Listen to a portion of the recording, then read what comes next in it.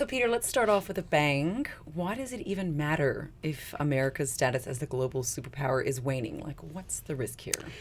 Well, the first step would be to make the point that almost everything we think is normal in the world is not normal. The stability and the prosperity that has dominated in the world for most of the post-war era, post-World War II era, is unusual, historically unusual. So the risk is that without a dominant hegemon that has both the power and the will to enforce stability and the systems that create that stability, you end up with an unstable world. Now, you might say, but we already have an unstable world, which is true, but the stability had always been contained. So, for example, and Trump is not the first American president to start wrecking the system that America itself created. American strategic credibility started to slide under Barack Obama. That was when he told the Syrian president not to use chemical weapons against his people, and if he did, he'd come after him. Obama did nothing. All the other dictators in the world took note, and that's why shortly thereafter, Vladimir Putin invaded for the first time Crimea and other parts of Ukraine, and then that's escalated because they could see the US had lost its will and its ability to do anything about it. Now that's accelerated, and you've seen the full-scale war now that Putin is waging against Ukraine and threatens to wage against all of Europe. So without a dominant and able and willing American hegemon, that sort of thing you could expect to break out more often, more widely across the world. That sounds bad, Peter. It is bad. I hate to break it to you, Samantha, but it's also the systems of prosperity. So here's a great example. The World Trade Organization was set up by the US after World War II to create a uniform system of rules. Communist countries were shut out during the Cold War. When 2000 hit, Bill Clinton said, look, that Cold War stuff's nonsense. I like China. Let's bring the Chinese into the system. And they did.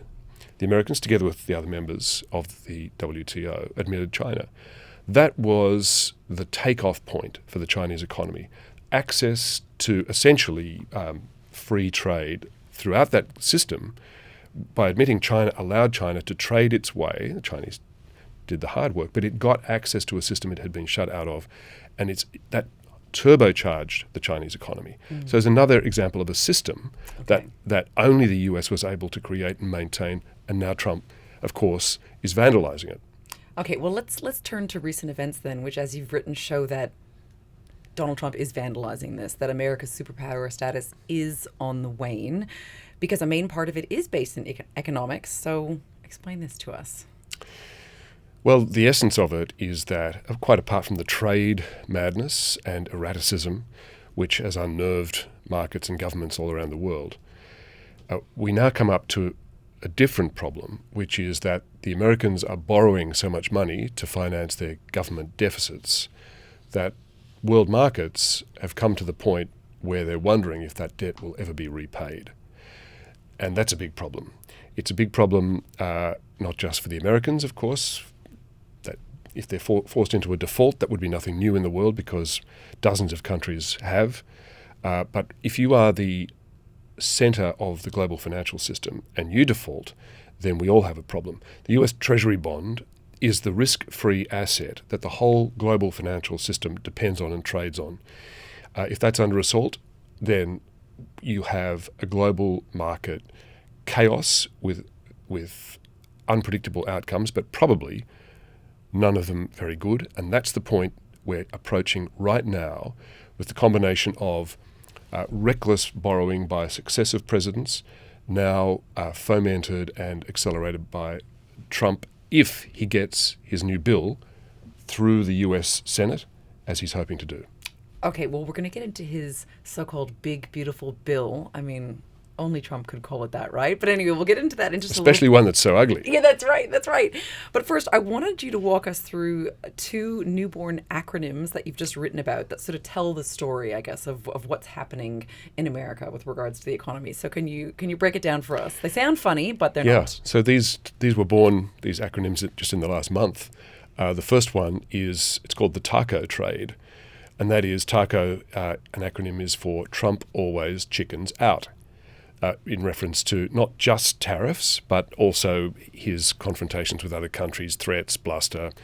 He's got no credibility anymore, and this taco captures it. The second one relates to where investors want to put their money in the world when they look at all their options in global markets. And this is ABUSA, A-B-U-S-A, which stands for Anywhere But USA. You've written that Trump is also on the cusp of surrendering a really unique source of U.S. power, perhaps the single most, and that's America's full faith in credit. That is the ability to borrow cheaply, to spend lavishly, and to enjoy the exorbitant privilege of issuing the global reserve currency. Now, for those of us like myself who don't really know what the global reserve currency means, like, what is the significance of America losing that status as the default global reserve currency? Yeah, well, it's been really vital to the Americans because they can do any transaction they want in their own currency. So at the moment, they've got a huge deficit, 7-8% of GDP, which is just wildly out of kilter for its annual budget, and that's under threat of going up even further. And they can finance that readily because they can do it in their own currency. You don't have the risk that they won't be able to raise the funds, that their currency will collapse and they can't attract enough foreign investment to bulk it up. It's all done in their own currency. Okay. So it reduces a lot of the risk to them, but it also gives them the benefit that the whole world is transacting in their currency. So if you're an American company or traveller or whatever you are, it makes everything smooth, easy and convenient. You don't have to worry about exchange rates or anything else. It's all in US dollars. And this has had some benefits for other countries too. The entire commodities trade in the world, all of our iron ore and coal exports and all the rest of it goes in US dollars. It lubricates the whole system. So if that's gone, the world will suffer but can adjust. Okay. America would be the big victim. But why? What would happen to America if the default currency was no longer the American dollar?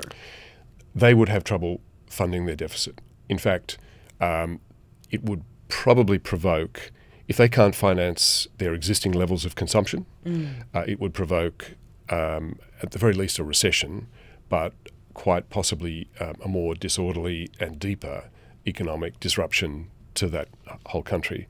And the risk is that would suck much of the world's economic and financial activity down with it. So it could be, the really, if we take a step back from all of this, Samantha, the really big significance of what we're talking about here is we are witnessing in the daily news the implosion of an empire. We are witnessing the end of the American empire that has stood like a colossus across the globe since World War II.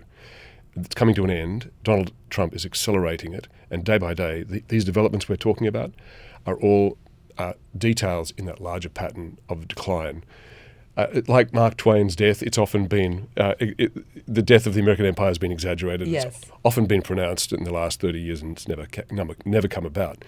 But it's pretty hard to find anybody who will argue that now. You did mention the bill that might pass through Senate. It hasn't yet. So tell us about Trump's so-called big, beautiful bill and why, if it does get passed by the Senate, this would be a case of fiscal vandalism that is either contributing to what we're talking about or maybe even worsens it. I don't know. You tell me. No, it does. It would worsen it.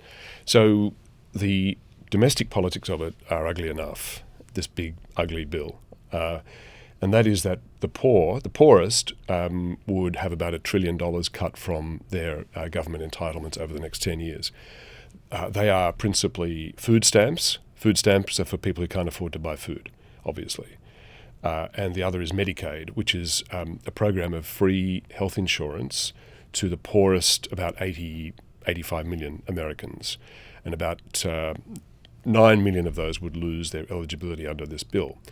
And now, combined, all of the cuts to these very basic assistance programs to the poorest of the poor would save the budget $1 trillion. And then Trump is saying, and the House of Reps that's put this bill together has said, but we want to spend $3 trillion on stuff for things that we actually care about. So don't worry about the poor, don't worry about our fellow citizens. We want to spend this money principally on extending the tax cuts that Trump put in place in 2017 because they're about to expire. And they are for people with high incomes and corporations. So that's pretty ugly, that redistribution away from the poor and in favour of the rich. And it might come as a surprise to some of the people who voted for Trump, the MAGA crowd who thought he was going to look after the little guy. So it's like an anti-Robin Hood scenario. It's the exact that's what opposite. It sounds. Yeah. It's the Sheriff of Nottingham. Yeah, it's Yes. the Sheriff of Nottingham, okay? And great. And that's their country, their problem. It's bad, but you know, your problem. Where it affects the rest of us is that it would add somewhere between 3 and 4 trillion, depending on the shape of the final bill, dollars to the federal debt over the next 10 years. And investors have started saying, well, we think you've already got too much debt, 122% of GDP, and you're going to do all this. And look at all these crazy erratic policies you're announcing all the time. Yeah. The American dollar, and there's been a sell-off of the US dollar and US bonds going on at a fair clip ever since so-called Liberation Day, April 2. Okay, what does that mean, a sell-off of US bonds? It means that investors, and it happens, you get bonds bought heavily one day and sold heavily the next. The unusual factor is that you're getting bonds sold off and the US dollar sold off at the same time. This is a walking away from America as an investment prospect, hence abuser anywhere but USA. That is unusual and usually presages a crisis. So tell us what historian Niall Ferguson has said about this, because he has sort of rung the bell of alarm, I guess. Yeah. He published a paper in February proposing what he calls Fergusons Law. And Ferguson's Law states that if you look back through history, an empire begins to decline when it is spending more money servicing its debts than it is spending on its military. And that last year, 2024, the US crossed that line for the first time in a century, almost a century. So, according to his logic, and he goes back to the Habsburg Empire through to the British Empire, he traces this pattern. An empire can cross that line and recover, but if it stays beyond that line, spending more just paying for its debts than it does for its military, his thesis is that an empire is finished. I believe he also said that, just furthering on what you just said, so it essentially leaves the power increasingly vulnerable to military challenge. So yes, and to internal fragility as well. So essentially what we could see is America become a target for enemies, really, for the first time in a very long time. Like, is that the sort of pointy end of what we're discussing? Yes, and you see it already in cyber attack. You see it in the sort of grey zone warfare of cyber attack, but also the cutting of undersea cables that connect the internet around the world, and 95% of communications around the world. Chinese and Russian proxies are doing this week in and week out. You see it in the attempts to not only conquer Ukraine, but to dismember NATO, which is a US-led, US-based alliance. And you see it in the Pacific, where our Chinese friends are busy trying to are actually successfully claiming maritime territories from the Philippines, which is a US treaty ally, while the US does nothing. So you would see that move from the fringes increasingly to the centre, because the US still has a very powerful military. It just doesn't seem any longer to have the willpower or the judgment to use it well or wisely. Are we seeing this play out in just what happened yesterday when Donald Trump threatened Russian President Vladimir Putin over social media, writing that Putin was playing with fire by refusing to engage in ceasefire talks with Kyiv, and then the Kremlin hit back? Maybe you can just tell us about that and whether this is sort of, I guess, a manifestation of what we're talking about, which is this is not a strong empire anymore, which is going to keep us safe. Exactly. This is an exact manifestation of a country that has no strategic credibility. Vladimir Putin's laughing up his sleeve. Likewise, Trump announced 145% tariffs on China just a couple of weeks ago. And China said, well, here's our counter tariff on you. And 5 days later, Trump says, okay, you be nice, I'll be nice, and retreats, takes it back again, temporarily at least. Chinese haven't budged. The Chinese have called his bluff, and he's backed down. So wherever you look, nobody is taking the US as seriously as it used to. As I said, Trump's not uniquely responsible for this. Barack Obama started this. I should also add that the Americans haven't always used their great power very wisely. Some of the most atrocious, unjustifiable and unjustified wars have been American projects. Vietnam, Iraq, terrible misjudgments with terrible consequences. Yeah. The difference was then that, Samantha, there were predators in the world. There was Russia. There is increasingly China. There is also America. America's always been a predator, but it's been our predator, and it's because we're its ally. Yes. And that has helped protect our interests. What's happened now is that there are these predators stalking the globe, and we don't seem to be able to trust any of them. But beyond that, we're looking at possibly the end of the American empire. So that's Well, the bigger story. no great empire dies without death throes, and that's what you would see. It sort of leaves your jaw dropping. So thank you so much, Peter. Always a pleasure, Samantha.